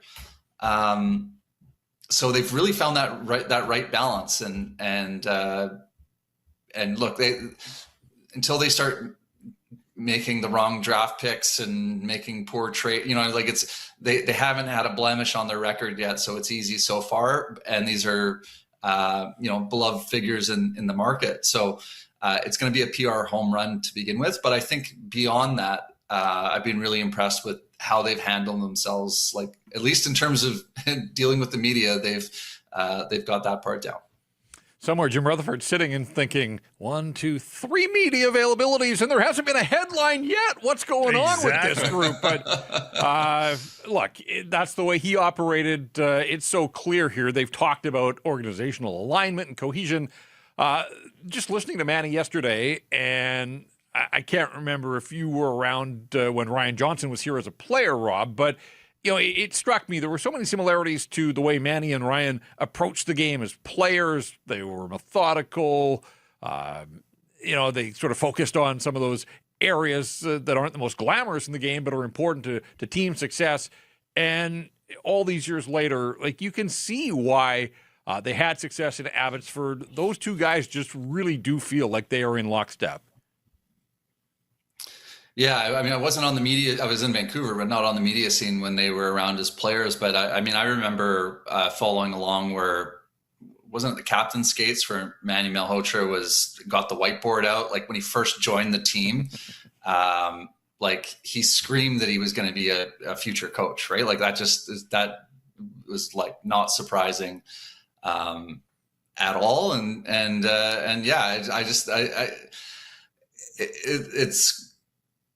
It's really cool. I think the fact that we've got all these former Canucks players here. There's this part in the back of my mind with all of these hires where like the vibes are high and everything, and I've sort of got this voice in the back of my mind though where I'm like, oh, some of this reminds me a little bit of the Trevor Linden president experience. I know it's different. He didn't have any experience before he got into that job, where these guys have paid their dues a lot more for sure in management. And part of it also kind of reminds me of like the Oilers when they just started hiring all these like 80s Oilers guys. And I just like, geez, I just hope it doesn't end up being something like that. The difference here being that these guys have paid their dues a little bit more, but, now not having, they don't really have a ton of experience in that front office. And I do think it would serve them well to surround themselves with a bit more experience. Just have someone that they can bounce some ideas off of. More than Jim Rutherford as the advisor. Like with Manny, like when you think you'd like to get like either a long time assistant coach or someone that has been a head coach in the past to have on your staff, I think it would make a lot of sense. Yeah, I mean, famously or infamously, I think those Oilers guys, had a lot of hubris and arrogance to them. It's not the case with this particular group. I think that's what also makes you fall in love with these hires just a little bit more, that you believe that they will most likely go through the right motions. When it comes to Manny, after listening to him yesterday and knowing that, he's I think it's great that he's had a championship season and a really crappy one as well. I think he's seen both sides of the coin, which is really good at the AHL level. Our poll question today is asking, considering they're just in day one of the rebuild, but knowing that there's a lot of confidence in Manny Malhotra, will he one day coach a playoff game as head coach of the Canucks? Could he survive the rebuild, Rob? Oh, he certainly could. Yeah, sure. But yeah, he's going to, and I think he's got to be someone that has longevity. And I think that his demeanor would be, fits that of someone that could have longevity, right? If you're a fiery coach that comes in and is, I was going to say John Tortorella, but apparently he's the good cop in Vegas after Bruce Cassidy. But you know what I mean? Like a guy like that's really fiery, like your shelf life is going to tend to be a little bit shorter. Whereas Manny doesn't strike me to be that way at all. He said it seems like a really likable, confident, methodical type coach. So certainly I think that's someone that could survive it, but at the same time, like you're right, like a lot of coaches that start the rebuild don't finish the rebuild. Most, so I would say most. We'll have to see. We'll have to see how it goes there. But so much is going to depend on their young guys. Like how quickly do these players develop into guys that can make a meaningful difference on the team. Whoever they get in this upcoming draft, a couple first round picks, like it's conceivable that those guys could be in the lineup in a short period of time and making a difference, but it could also take a while and they might also not pan out at all. So, a lot of things left to be decided, but certainly I think at the very least he has the demeanor to be a coach that can have some longevity, but let's see how he does. From the things that we heard from Manny yesterday, one of the ones that jumped out at me was, he was asked about style of play. And like a lot of coaches, he said, I want to play upbeat. I want to, tempo and all those types of things. And that's great. And I think in today's NHL, you have to play that way.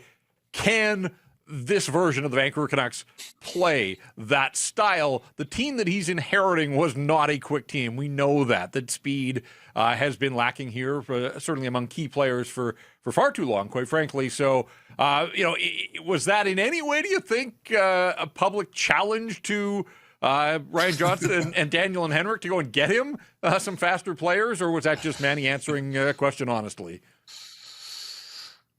Yeah, no, I think that's probably just him answering honestly. I think you want even if you're a slow team, you want to play as up tempo as you can, like with the guys you have. But yeah, I mean, like, I hope that the team that they finished last season with is not the team that they start next season with. Like, let's see what kind of moves Ryan Johnson is able to make,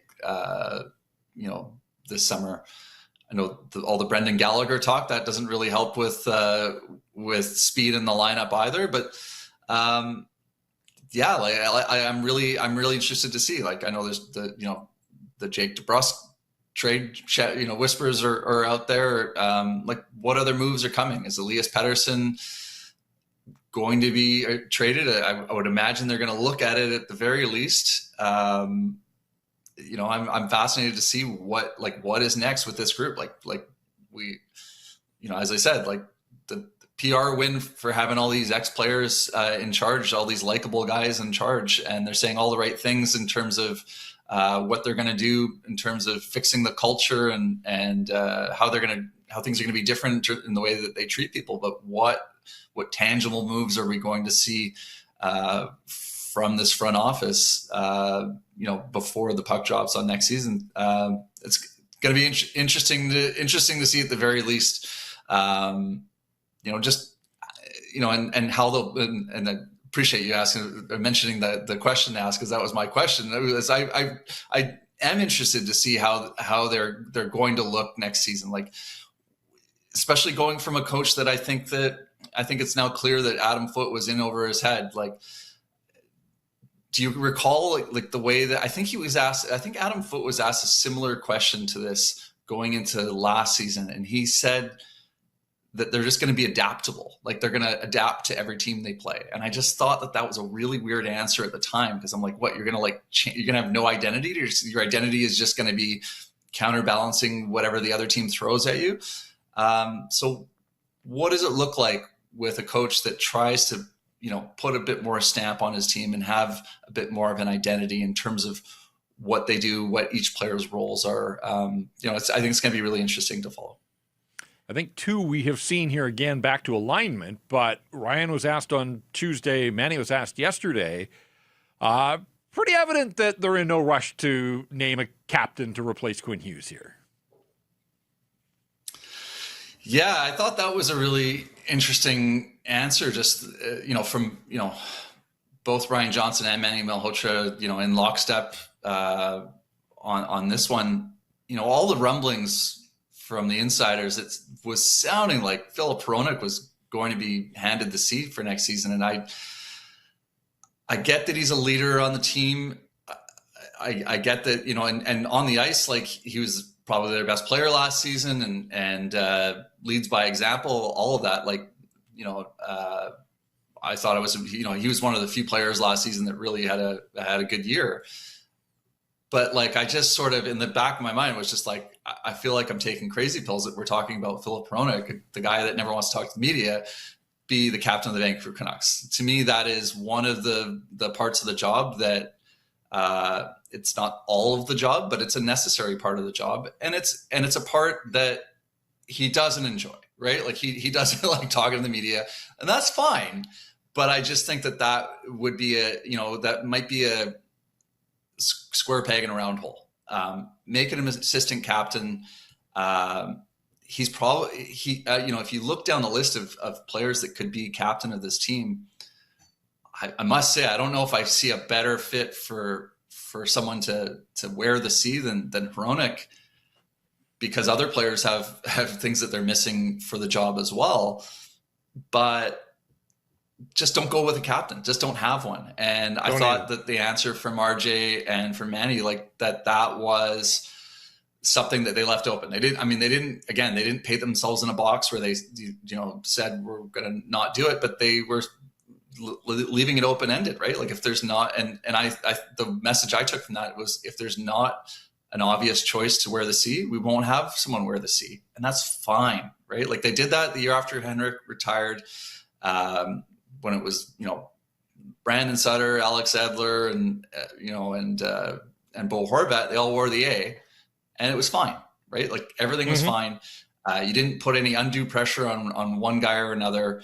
And then when it was, it was clearer, I think that Horvat was the choice for the C afterwards, and then they gave it to him then, and that was fine. So I don't see why you would rush into anything this time around either.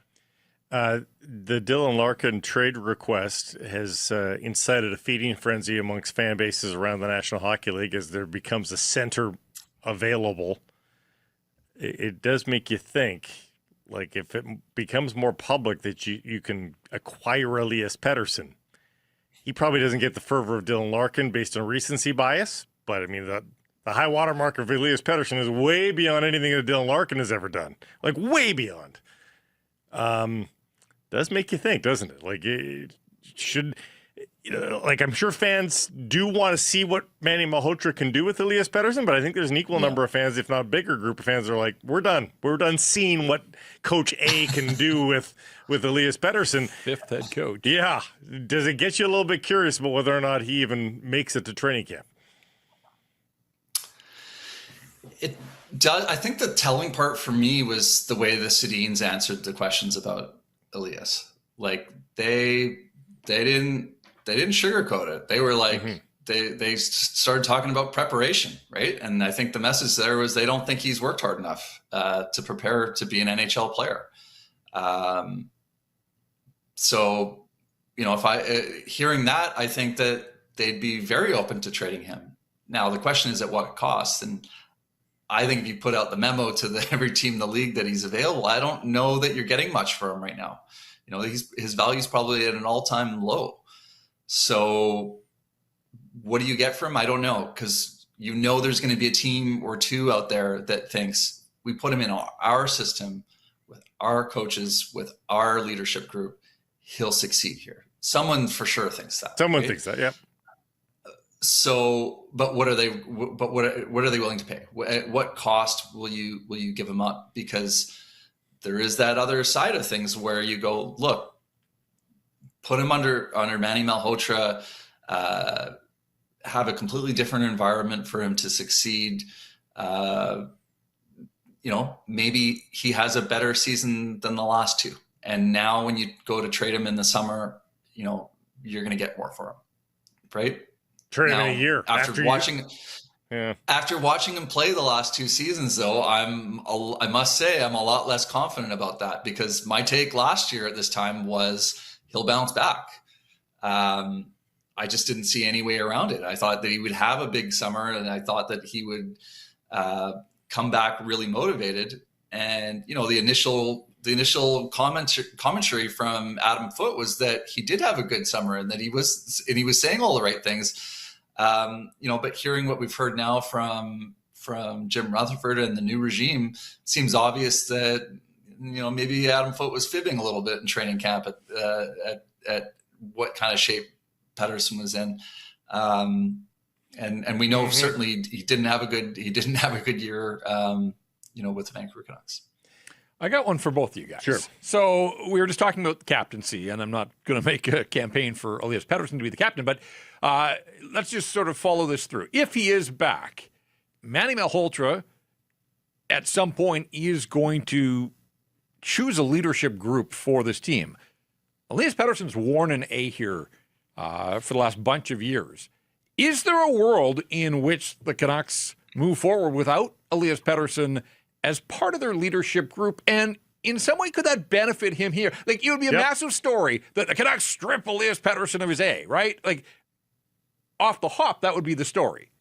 But at some point, if you just allow him to be himself and do his thing, might he be better for it if he's not part of the leadership group here with this hockey club? I'm fine with it. Absolutely fine with it.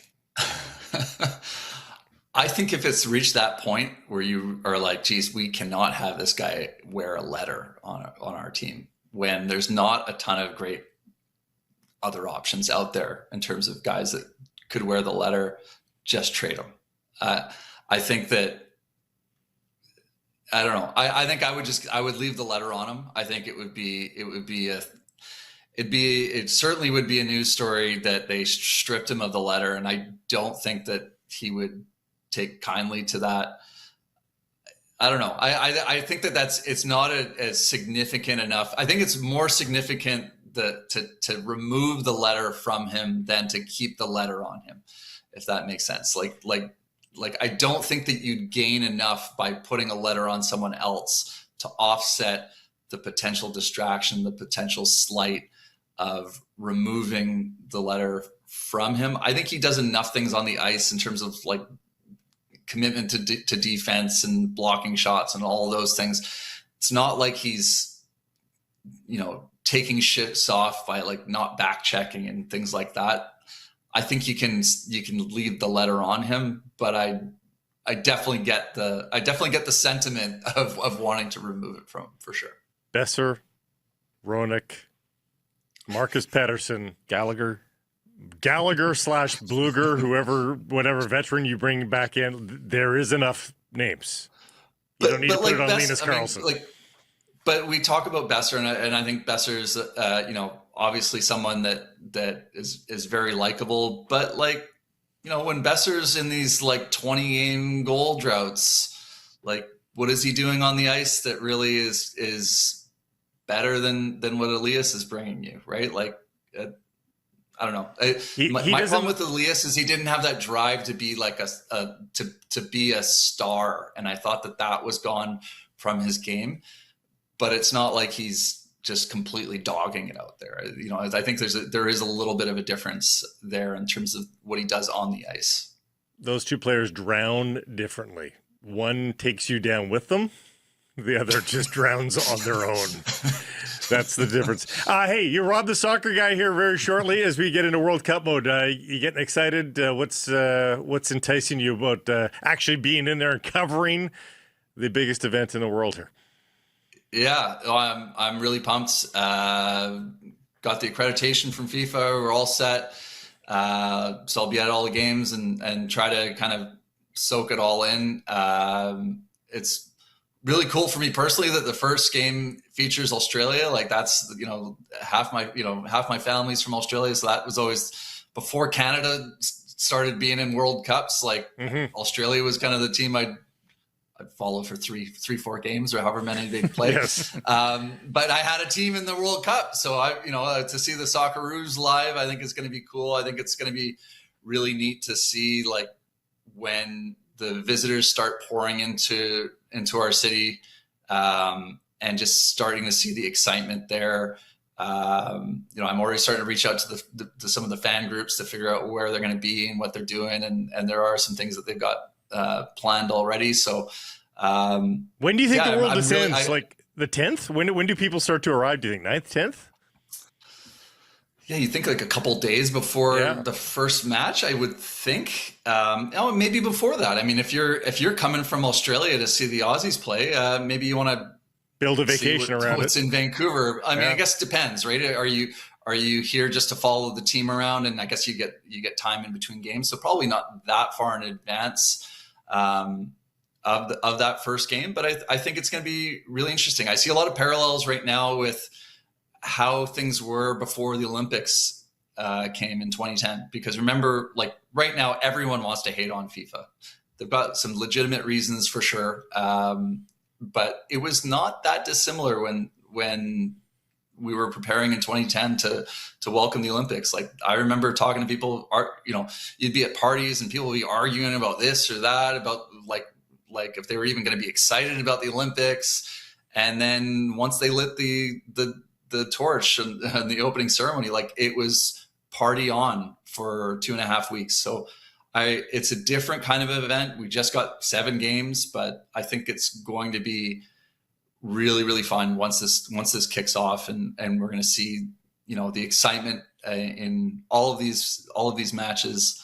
And boy, would it be something if Canada could do something at this. Can they make a little bit of noise?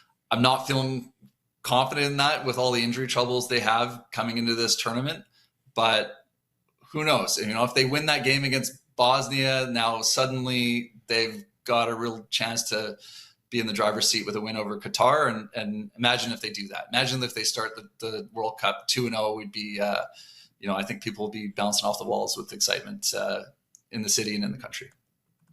Looking forward to your coverage of that, and I'm sure you'll be at a Canucks press conference. It's about every 3 days there's one, so I'm sure we'll see you then as well. We'll talk to you next week, Rob. Thanks. Appreciate it. Thanks, guys.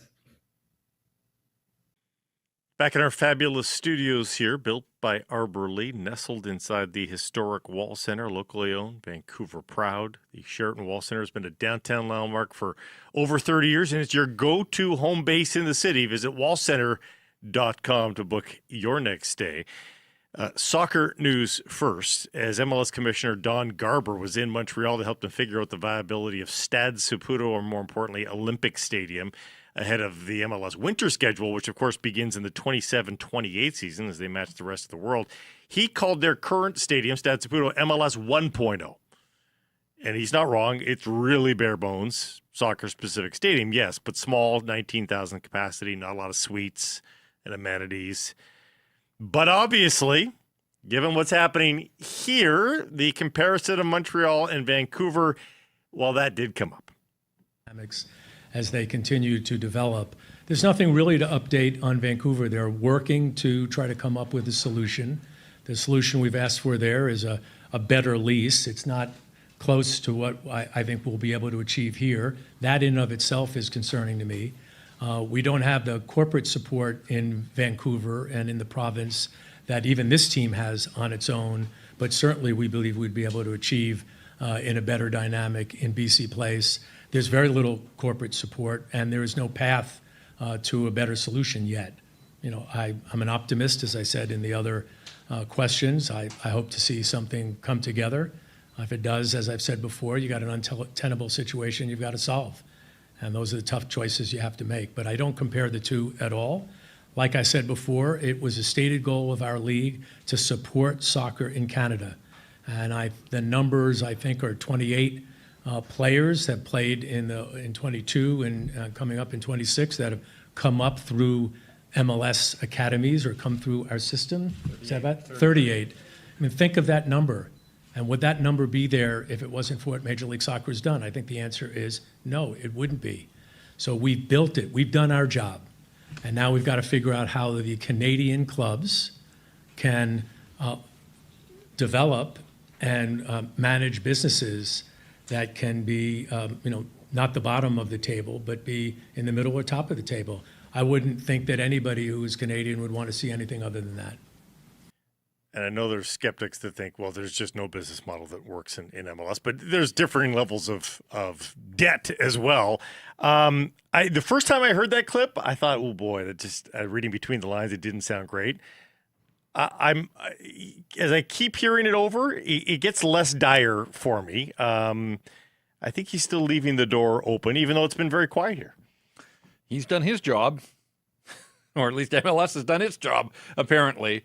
Yeah, I mean, I didn't take that as a massive update other than, look, this whole Whitecap situation is going to take a backseat here for the next month. It is. But you hope that with soccer on the forefront, or at top of mind at the very least, that some of these meetings can carry on. When he talks about the lack of corporate support here, I mean, a month ago, I thought the business groups in Vancouver had formed a coalition and there was a pledge to bring forth more corporate support. And so maybe that's still manifesting. Who knows? I hope so. I hope that wasn't a suggestion from Don Garber, that was all talk and no action. He seemed to really like Olympic Stadium. I mean, it's the only option for them playing in December or January, obviously. He's the one. I'm no contractor. I've been in Olympic. I called a game in Olympic Stadium 2 years ago, a CF Montreal game. I'm no contractor, but I would guess it takes hundreds of millions, if not $1 billion, to make Olympic Stadium look like BC Place does at this very moment. The corporate support part, the lease part, it's all we've heard before, so I think there's some viability to that argument. I do think people are going to have trouble reconciling, though, that the league doesn't seem to like BC Place as a pseudo-permanent solution, but does seem to like Olympic Stadium. I would understand some confusion there. I mean, this is a building that hosted the 1976 Olympics. Yeah, it's an old building. It's 50 years old. Vintage. I'm sure they've done some renovations. I kind of have lost track. But they have not. Inside, nothing. They haven't sunk $1. The best I can describe to you is I walked up the ramps there, the old ramps that we have at BC Place too. It looked like I was in a set for The Last of Us.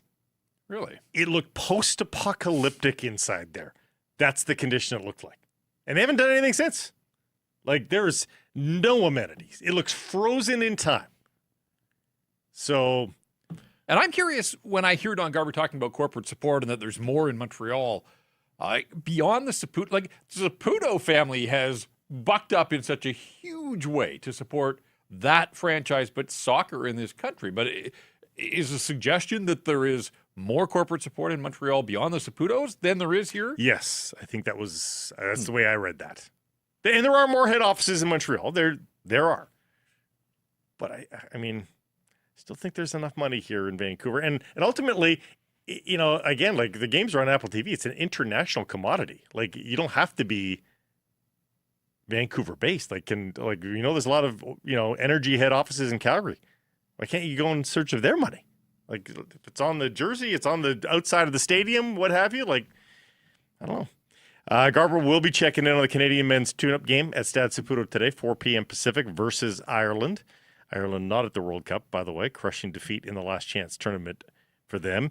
We do know who will be tending goal in this game, however, and who is scheduled to tend goal throughout the World Cup tournament now for Team Canada. As former Whitecaps keeper Maxime Crépeau has been named the number one man for the tournament. Jesse Marsh calling it the most difficult decision of his coaching career, which is no small feat. Dane St. Clair will wait in the wing should something go off the rails. I do think it's the right choice, despite Dane St. Clair being the MLS goalkeeper of the year. Both of these guys have not had great years the last couple. Well, I mean, Dane St. Clair was goalkeeper of the year last year, but I mean, even saying that, like if you watched his games, like it's sort of like Yohei Takaoka. I think Yohei Takaoka had a great year last year, but I don't know that he's like the best goalkeeper in the league. But I think he's got the best skill set to make it work, and they needed to make a decision, and it's Max Crépeau. So it was funny. We watched the reveal show of the roster last Friday, and my wife is by no means a soccer expert, but just like everybody, she's getting fired up for the World Cup. And when they showed the goaltending, and I remember Matthew Shinetti of TSN was interviewing the two of them together, and the whole thing was who's going to be the starter. My wife was like, wouldn't you just pick the taller of the two? And that's Dane St. Clair. Dane St. Clair certainly is that. Yeah. But so, like, not based on that. I mean, I guess I was a little surprised. You know what you're getting. Max Crépeau is going to give you everything. He's scrappy. He's going to scratch and claw and hopefully come up with, we've seen him use his face to make big saves, whatever it takes. He makes big saves. He does. And I guess maybe it is just that in the body of work that led to that. But I was a little surprised that Jesse Marsh went that way. Now, the question of who else plays today will be answered at 3 p.m. most certainly. But all eyes will be on the back line of Canada. Again, does have Moise Bombito. He didn't train all week, though. I can't imagine he plays. And if he doesn't, then how does he jump in versus Bosnia in a week's time with 30 minutes of soccer under his belt in the calendar year? Yeah, I mean, as much as these are final tune-ups, just fingers crossed that nobody else takes a knock here. Like, we're that close now. We are a week out. And so... Alfie Jones trained fully, so he's another option alongside Derek Cornelius. Davies is a no, likely a no for Ali Ahmed as well, but he is progressing. Like, Ali Ahmed is going to play in the World Cup. Maybe he subs on in the second half. Hard to know. One other item from the team, though, Kyle Laren's permanently now a member of Southampton. His loan came through permanently, so he's got extra money. And this is sort of like, you know how the players don't go to the World Hockey Championships if they're maybe free agents to be. It's sort of one of those things. Like, and Kyle Laren's at the World Cup, he was going to play, but does he play a little more freely, knowing his personal side is settled here? Let's hope so. I mean, we need somebody to score goals for this country, That's right. And he certainly has the track record. I know that maybe the numbers haven't been there of late necessarily, but you're right. Maybe it's just a simple mindset shift. And he was great with Southampton, so let's just hope that all that's tickety-boo and he continues on. So good sign there. CFL season is underway. Lions bye week, of course. They're getting set to have the road games and the Kelowna games. But a thrilling opener in Hamilton, overtime win for the visiting Alouettes over the Ticats. But the bigger story for the Owls in the long term, big picture, might be that they could be getting a real rival here. We've been talking about this a little bit this week, but it's starting to become a little bit more clear. Every hour almost, there seems to be momentum that the CFL really wants to expand to Quebec City. Sounds like they're done flirting with Atlantic Canada. They see the population, Quebec City. I didn't really know the latest numbers. It's the same size as Winnipeg. Okay. And so that sounds better than going into a Halifax or a Moncton. Right. It's a football community. I was also surprised to see this number. I knew it was well supported, but 10 to 15K per game for Laval Rouge et Or. And here's the number that matters the most to me. It's in this Dave Naylor article. It's only a 4-game home schedule for the Rouge et Or in the regular season. Really? And then there's playoffs. So like maybe we're talking 6 or 7 games. The conference schedule is 4 games. I guess, yeah, an 8-game season and then playoffs. So, but if you're talking about like, how much football can they take? I think they could take more than that. Yeah. Like if you're talking, you got to support your Rouge et Or for 6 games, and then you get. That doesn't sound like oversaturation, which would have been my concern, sort of in my mind's eye, that they were playing more of like a CFL size schedule. And obviously, you get a baked-in rival right off the hop. Yes. And so you would get fan bases going back and forth that would certainly boost the attendance, at least you'd think. And there's so many French Canadian players now that maybe that would turn into a regional thing as well. You know, guys closer to Montreal will play for the Alouettes. Guys closer to Quebec City will want to play for Quebec City. I mean, that seems like the best bet. It does. I think if Atlantic Canada was going to have happened, it would have happened by now. Yes. And so if you still want to do Touchdown Atlantic and take a game out there. Take those 2 teams out there. Great.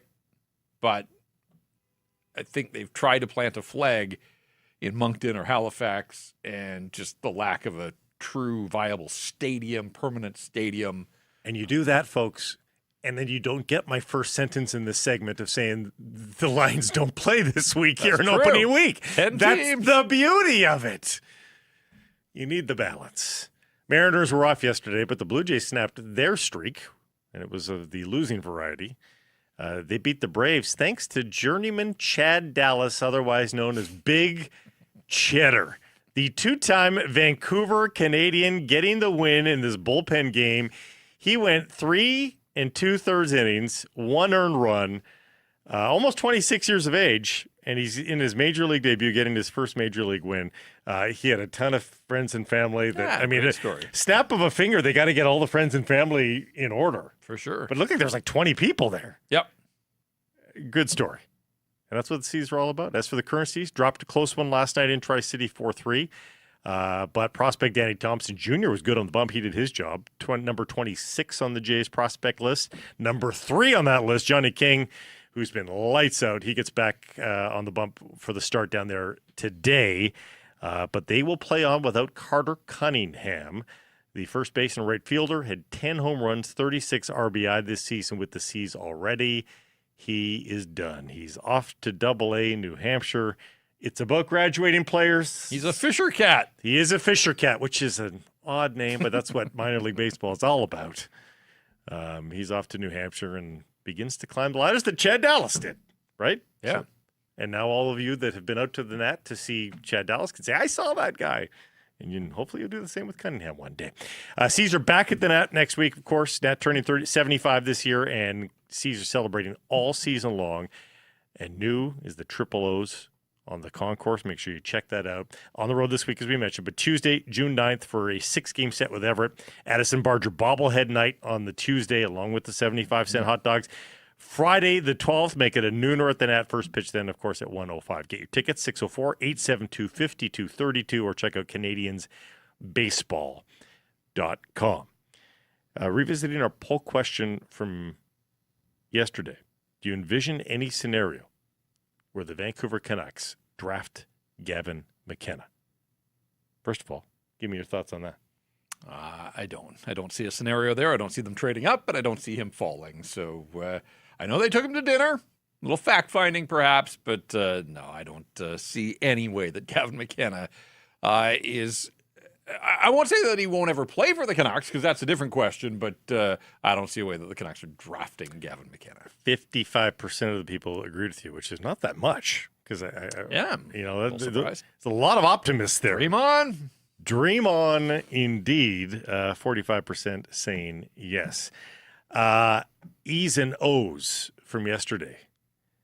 Matt said there was 8 days between Ireland and Bosnia. It depends on how you do the math, I suppose, not to sound Trumpian here, but it's 7 officially. And we wondered, going back to the C's, if Cal Raleigh was going to be with Everett as they came to visit Nat Bailey Stadium on Tuesday. Alas, no, he's staying local. He'll play 1 or 2 with Everett at home, and then he'll stay in the region, play for Tacoma at AAA on Tuesday. Alas. So the only big dumpers at the Nat will be our own, consuming 75-cent hot dogs. Had to go there, did you? All right. Thanks for doing this. Appreciate it. You're back with us in like a week and a half, too. You'll be back with us before that, but hosting in a week and a half when Matt's got another date. So thanks for doing this. Appreciate it. Yeah, it's fun. Don't forget, Canada's soccer journey continues today at 4 p.m. Make sure to watch that. Make sure you support all the fabulous sponsors you see on our station, and make sure you subscribe on all of our social channels. Don't miss a thing here on Sick Harrison Price. We'll talk to you on Monday. Have a great weekend.